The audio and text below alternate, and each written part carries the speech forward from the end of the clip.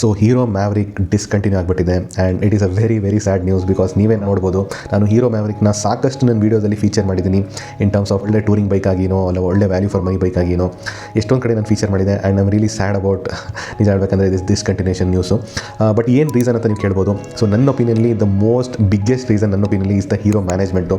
So ನಿಮಗೆ ಗೊತ್ತು Hero management ಎಷ್ಟು ಕೆಟ್ಟದಾಗಿ I would say they are managing first of all the ಪೋರ್ಟ್ಫೋಲಿಯೋಸು.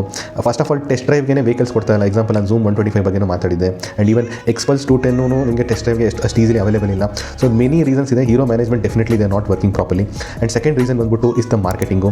ಇದನ್ನು ತುಂಬ ಕೆಟ್ಟದಾಗಿ ಮಾರ್ಕೆಟಿಂಗ್ ಮಾಡಿದ್ದಾರೆ to be very honest. And ಇದ್ರ ಬಗ್ಗೆ ನಾನು ಮಾರ್ಕೆಟಿಂಗ್ ಏನಕ್ಕೆ ವರ್ಕ್ ಆಗ್ತಾ ಇದೆ ಅಂತ ನಾನು ರಾಯಲ್ ಎನ್ಫೀಲ್ಡ್ ಒಂದು ವೀಡಿಯೋ ಮಾಡಿದ್ದೀನಿ, ಚೆಕ್ಔಟ್ ಮಾಡಿ. So how they market and ಇವ್ರು ಹೆಂಗೆ ಮಾರ್ಕೆಟ್ ಮಾಡಿದ್ದಾರೆ ನೋಡಿ. ಎಲ್ಲೂ ಕಾಣೋದೇ ಇಲ್ಲ ಈ ವೆಹಿಕಲ್ಲು. ನನ್ನ ಪ್ರಕಾರ ನಾನು ಎಲ್ಲೂ ನೋಡೇ ಇಲ್ಲ ನಾನು ಸಿಟಿಯಲ್ಲಂತೂ. ಸೊ ಜಸ್ಟ್ ಟೆಸ್ಟ್ ಡ್ರೈವ್ ಒಂದು ವೆಹಿಕಲ್ ಇಟ್ಟಿದ್ದಾರೆ ಈ ಗಾಡಿ, ಬಿಕಾಸ್ ಐ ಥಿಂಕ್ ಯಾರೂ ಬೈ ಮಾಡಿಲ್ಲ. ಬಟ್ ಮಾರ್ಕೆಟಿಂಗ್ ತುಂಬ ಬ್ಯಾಡ್ ಆಗಿದೆ. ಥರ್ಡ್ ಬಂದ್ಬಿಟ್ಟು ಐ ವುಡ್ ಡೆಫಿನೆಟ್ಲಿ ಸೇ ಇದ್ರದ್ದು design. So design and look ನೋಡೋದಾದರೆ ಲುಕ್ಕು ಓಕೆ ಇದೆ, ನನ್ನ ಪ್ರಕಾರ ಅಷ್ಟೊಂದು ಖಾಸ್ ಅನಿಸಿಲ್ಲ. ಬಟ್ ಸ್ಟಿಲ್ ನನಗೆ personally overall that bulky muscular look ಇಷ್ಟ ಆಗಿತ್ತು. But the problem is the design ಏನಕ್ಕೆ ಪ್ರಾಬ್ಲಮ್ ಆಗುತ್ತೆ ಅಂದರೆ ಇದ್ರದ್ದು ಪ್ರೈಸಿಂಗ್ ಬಂದ್ಬಿಟ್ಟು you know that it is I would say pricing ದೊಡ್ಡ ಪ್ರಾಬ್ಲಮ್ ಇಲ್ಲ, ಡೀಸೆಂಟ್ ಪ್ರೈಸಿಂಗ್ ಅಂತ ಹೇಳ್ತೀನಿ. But for the price what you are going to get ಅದನ್ನು ನೀವು ಕಾಂಪಿಟೇಷನ್ಗೆ ಕಂಪೇರ್ ಮಾಡೋದಾದರೆ, and competition one of the issue ಬರ್ತೀನಿ ನಾನು. But I would say the design ಎಲ್ಲೂ ಸ್ಟ್ಯಾಂಡ್ ಮಾಡ್ತಿಲ್ಲ. ಇದೊಂದು ರೆಟ್ರೋ ಬೈಕ್ ಅಂತಲೂ ಹೇಳೋಕ್ಕಾಗಲ್ಲ, ಇದೊಂದು ನೇಕೆಡ್ ಬೈಕ್ ಅಂತಲೂ ಹೇಳೋಕ್ಕಾಗಲ್ಲ, ಇದೊಂದು ಕ್ರೂಸರ್ ಅಂತಲೂ ಹೇಳೋಕ್ಕಾಗಲ್ಲ, ಇದೊಂದು ನಿಯೋ ರೆಟ್ರೋ ಅಂತಲೂ ಹೇಳೋಕ್ಕಾಗಲ್ಲ. It was a very confusing design. So ಜನ ಇದನ್ನು ಏನಕ್ಕೆ ತೊಗೊಳ್ಳಿ ಅಂತ ಒಂದು ಕ್ವಶನ್ ಇತ್ತು. ಆ್ಯಂಡ್ ಆಬ್ವಿಯಸ್ಲಿ ದ ಫೋರ್ತ್ ಬಂದ್ಬಿಟ್ಟು ವಾಸ್ ದ ಕಾಂಪಿಟೇಷನ್. ಸೊ ಕಾಂಪಿಟೇಷನಲ್ಲಿ ನಿಮಗೆ ತುಂಬಾ ಒಳ್ಳೆ ಪ್ರಾಡಕ್ಟ್ಸ್ ಇದೆ. ನಿಮಗೆ ಸ್ಕ್ರಾಮ್ಲರ್ 400X ಇದೆ 400cc ಅಲ್ಲಿ. ನಿಮಗೆ Harley Davidson X440 which is actually the Harley ಬ್ರ್ಯಾಂಡ್ದು, ಬಟ್ ಅದು ಒಂಥರ ಡಿಫರೆಂಟಾಗಿ ಸೌಂಡ್ ಆಗುತ್ತೆ.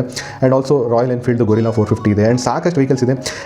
ಈವನ್ ದ ಟ್ರಹಂಪ್ ಅವ್ರದ್ದು ವೆಹಿಕಲ್ ಸಾಕಷ್ಟು ತುಂಬ ಚೆನ್ನಾಗಿದೆ. ಲೈಕ್ ಸ್ಪೀಡ್ T4 ಒಳ್ಳೆ ಪ್ರೈಸಿಗೆ ನಿಮಗೆ ಸಿಗ್ತಾ ಇದೆ, ತುಂಬಾ ಚೀಪರ್ ಪ್ರೈಸಿಗೆ ಸಿಗ್ತಾ ಇದೆ. So that is the thing. And obviously ಇದು ಹೋಂಡಾ ಅವ್ರದ್ದು ಕಾಂಪಿಟೇಷನ್ ಇದೆ, reliability and so many things ಅವ್ರು ಆಫರ್ ಮಾಡ್ತಾರೆ with the CB350 series. So ಅಷ್ಟೊಂದು ಟಫ್ ಕಾಂಪಿಟೇಷನ್ ಇರಬೇಕಾದ್ರೆ ಪ್ಲಸ್ ನಿಮಗೆ ಜಾವಾದೂ 42FJ ಒಂಥರ ಕ್ಲಿಕ್ ಆಗಿಬಿಡ್ತು. ಸೊ ಆ ಥರ ಇರಬೇಕಾದ್ರೆ ತುಂಬಾ ಡಿಫಿಕಲ್ಟ್ ಆಗಿಬಿಡ್ತು. But the last and the biggest nail in the coffee ನನ್ನ ಪ್ರಕಾರ was the brand image. So ಹೀರೋದವ್ರಿಗೆ ಒಂದು ಪ್ರೀಮಿಯಂ ಬ್ರ್ಯಾಂಡ್ ಇಮೇಜ್ ಹೀರೋದವರು ಕ್ರಿಯೇಟ್ ಮಾಡೋಕ್ಕಾಗಿಲ್ಲ. ಸೊ ನಾನು ಗಾಡಿ ತೊಗೋತೀನಿ ಅಂದರೆ ಹೀರೋದು ಒಂದು ಚೀಪ್ ಬ್ರ್ಯಾಂಡ್ ಆಗಿ ನಾನು ನೋಡ್ತಾ ಇದ್ದೆ.